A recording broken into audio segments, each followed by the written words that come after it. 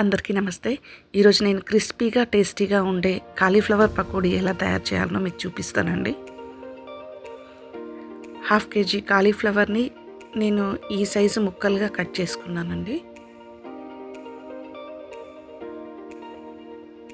ఇంత సైజు సరిపోతుంది.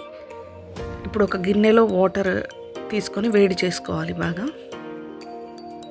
బాగా వేడికి మసులుతుంటే ఈ కాలీఫ్లవర్ ముక్కల్ని అందులో వేసుకోవాలి. వేసుకొని ఒక 4-5 నిమిషాల పాటు బాగా మగ్గనివ్వాలండి, అందులో మరగనివ్వాలి.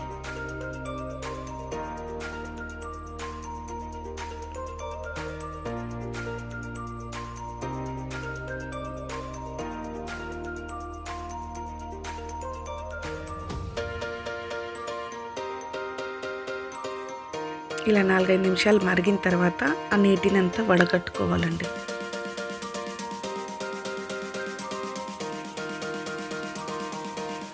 ఇప్పుడు వేరే ఒక బౌల్ తీసుకొని అందులో 3 చెంచాల మైదా, 2 చెంచాల కార్న్ ఫ్లోర్ తీసుకోవాలి.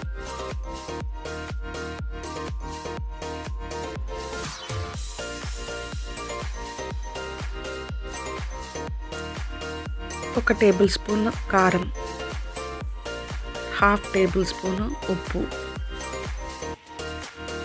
1/2 టేబుల్ స్పూన్ గరం మసాలా తీసుకోవాలండి. అల్లం వెల్లుల్లి పేస్ట్ 1 టేబుల్ స్పూన్. కొంచెం ఆయిల్ తీసుకోవాలండి, 2 టేబుల్ స్పూన్ల ఆయిల్ కూడా తీసుకోవాలి. ఇక్కడ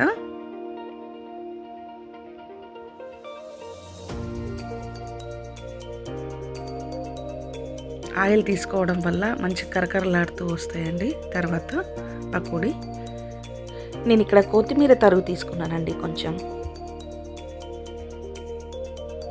ఇదంతా కలిసే విధంగా ముందు పిండి నూనె అంతా కలిసే విధంగా బాగా కలుపుకోవాలి, మసాలాలు అంతా.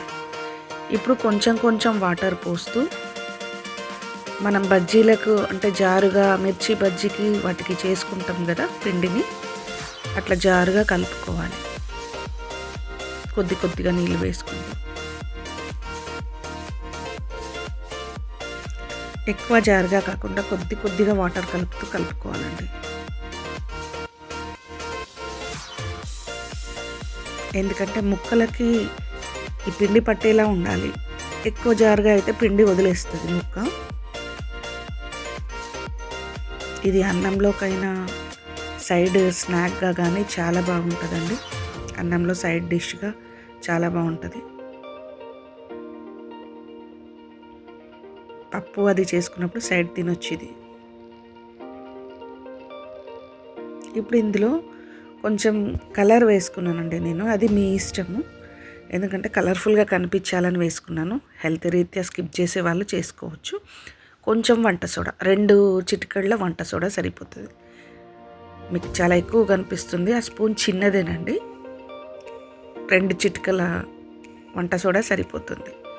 ఇప్పుడు ఇవి కూడా బాగా కలిసే విధంగా బాగా కలుపుకోవాలి పిండిని. వేరే ఒక ప్యాన్ పెట్టుకొని మనం వేయించడానికి సరిపోయేంత నూనె పోసుకొని వేడి చేసుకోవాలి.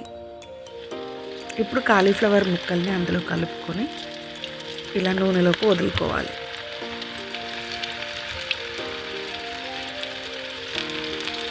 స్పూన్తో అయితే ఈజీగా వస్తుందండి, చెయ్యికి నూనె వేడి తగలకుండా ఉంటుంది.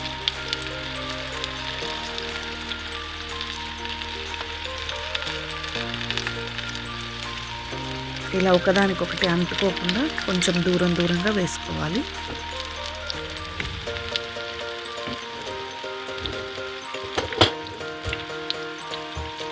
మీడియం ఫ్లేమ్లో వేగనివ్వాలండి. హై ఫ్లేము లో ఫ్లేము 2 పెట్టకుండా మీడియం ఫ్లేమ్లో దాన్ని అటు ఇటు తిప్పుతూ బాగా కాలనివ్వాలి. చాలా క్రిస్పీగా చాలా టేస్టీగా ఉంటాయండి.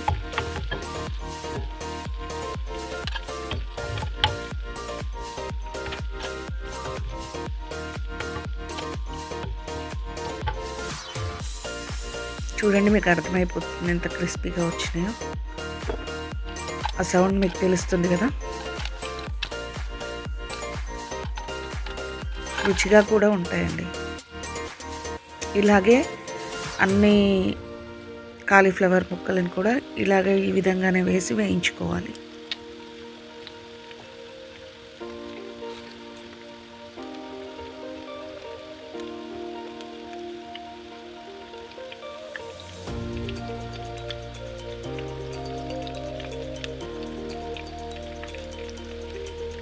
నిదానంగా మీకు కాలితేనే లోపల అంటే కాలీఫ్లవర్ కాసేపు ముప్పావంతా అప్పుడు వాటర్లో ఉడికింది కదండి. ఇప్పుడు ఇంకా కొంచెం మంచిగా ఉడికి చాలా టేస్టీగా తయారవుతాయి.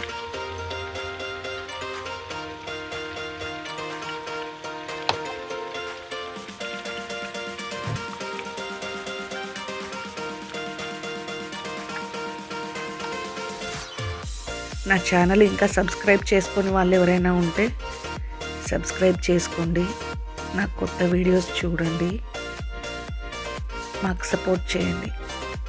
చూడండి అయిపోయింది కదా. ఇప్పుడు వేరే ప్యాన్లో ఒక 2 స్పూన్ల ఆయిల్ తీసుకొని ఒక 8 వెల్లుల్లి రెబ్బలను చిన్న ముక్కలుగా కట్ చేసి వేసుకోవాలండి.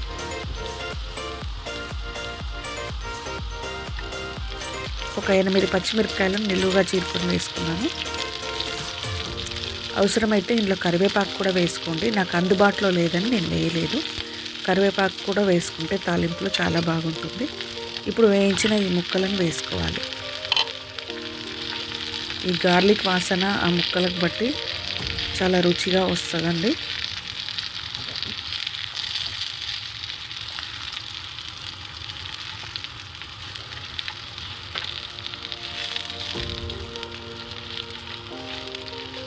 కరివేపాకు స్మెల్తో కూడా చాలా టేస్టీగా ఉంటుంది.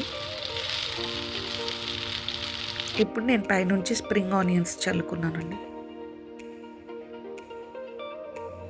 కొంచెం చాట్ మసాలా వేస్తే ఇంకా టేస్టీగా ఉంటుందండి. స్ప్రింకిల్ చేయండి చాట్ మసాలాను, చల్లండి. ఇప్పుడు ఇవి కరకరలాడుతూ తింటుంటే అన్నంలోకైనా మామూలుగా ఉత్తిగా స్నాక్గానైనా చాలా బాగుంటాయి. పిల్లలు కూడా ఇష్టంగా తింటారు. మీరు ట్రై చేయండి, ఎలా ఉందో కామెంట్ చేయండి.